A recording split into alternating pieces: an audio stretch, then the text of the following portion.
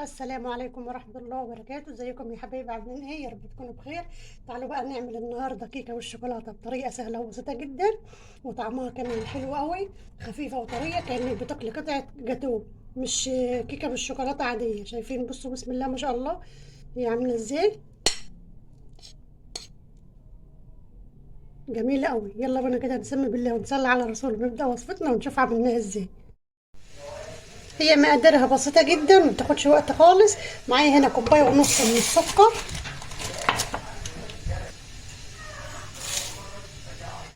وكوباية ونص من اللبن. اهم شيء مقاديرك تبقى واحده، يعني كل حاجه تعيريها بكوبايه واحده، بنفس الكوبايه. انا معايا بنفس الكوبايه بتاعه السكر، بس انا ايه كنت حطاهم في الطبق يعني عشان افضي الكوبايه واكمل بيها. وهحط عليهم 5 معالق من الكاكاو، دول 5 معالق ملانين، يعني المعلقه هرميه.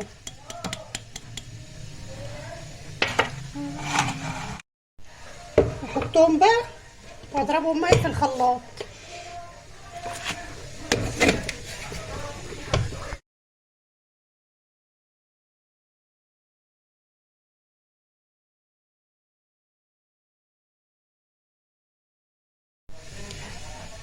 ضربتهم حوالي دقيقه لحد ما السكر داب تماما. معايا بقى كوبايه من الزيت، هنزل بيها سرسوب والخلاط شغال.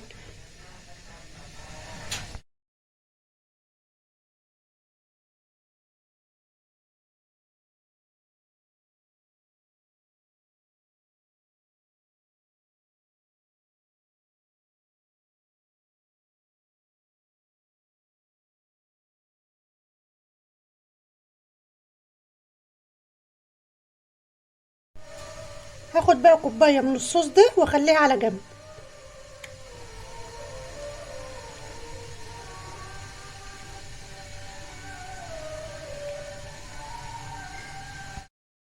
بقيت الخليط بقى في الخلاط اهو، هضيف بقى عليه بيضتين 2.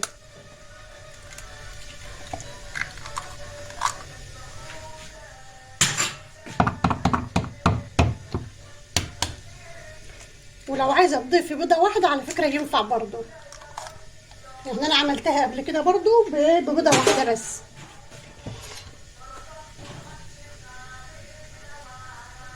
احط بقى رشه فانيليا،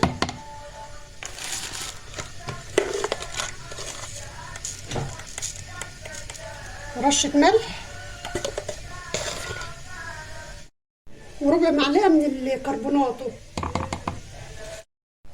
هاخد بقى كل الكلام ده برضو وهكمل ضرب في الخلاط.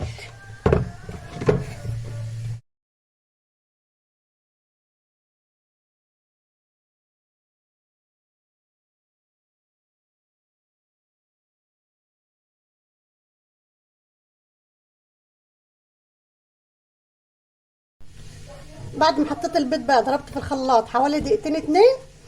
هضيف بقى تاني؟ دول معلقتين 2 من الميه، ميه مغليه.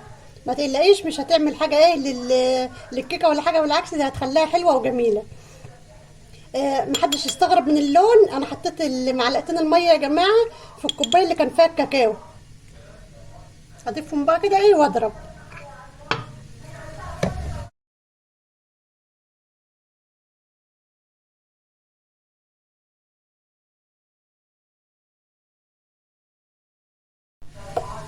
اكبه بقى في الطبق بالشكل ده كده وهضيف بقى الدقيق.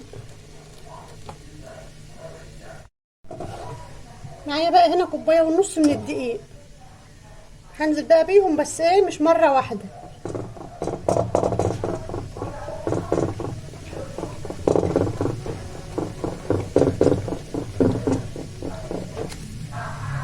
هضيف كيس من البيكنج باودر على بقيه الدقيق بالشكل ده كده اهو. انا هضيف كيس عشان ده الكيس الصغير ده 16 جرام.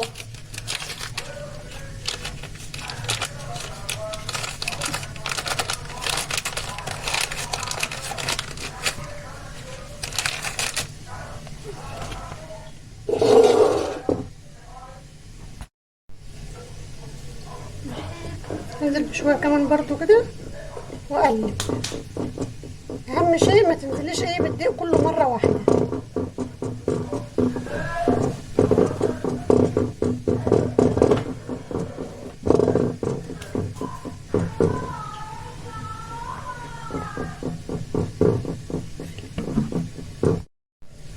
وانزل باخر شويه من الدقيق وبقلب، وانا بقلب برضو بقلب في اتجاه واحد.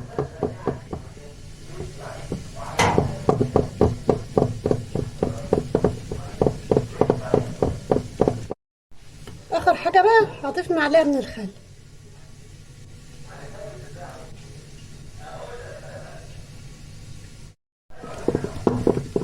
هقلب بقى معلقه الخل.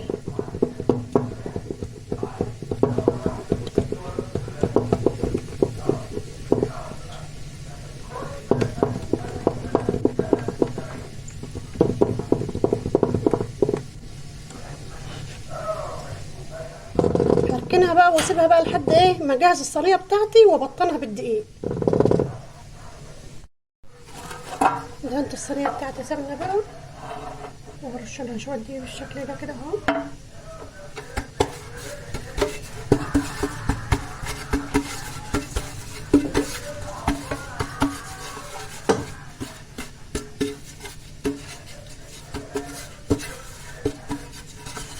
وهنزل الدقيق الزياده ده.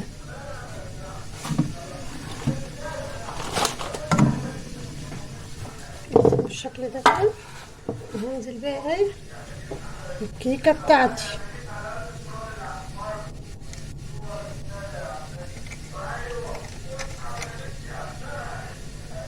لو عايزاها الطبقه بتاعتها خفيفه كده يعني مش عاليه قوي، تقدروا تحطها في صينيه اكبر من دي شويه.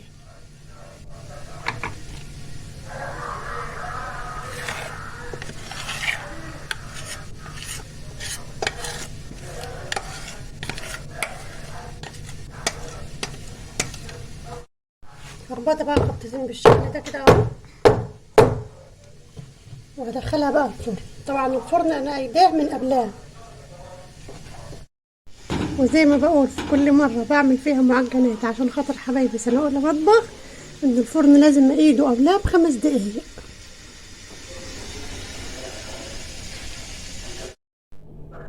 وادي الكيكة بعد ما طلعت من الفرن قعدت معايا 35 دقيقة. فرننا عشان سخن، لكن طبعا يعني ما تقيسيش الوقت على فرن انا، لان فرنك انت ممكن يكون اهدى شويه، ناره هاديه شويه عن فرني، عن فرن غيرك. ممكن مثلا واحده فرنها بيكون سخن قوي، فهي بعد ما بتعدي ال25 دقيقه بتبداي ان انت تختبريها، لانها ممكن تفرق معاكي بقى 5 دقايق زياده 5 دقايق اقل كده على حسب سخونه فرنك. هضيف لها بقى الشوكولاته.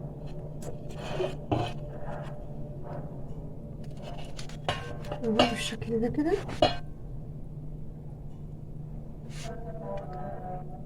وهي دافية عشان خاطر ينزل يسيح عليها بالشكل ده كده. يعني انا استنيت لما هديت شوية بس كده، وضفت لها صوص الشوكولاتة اهو.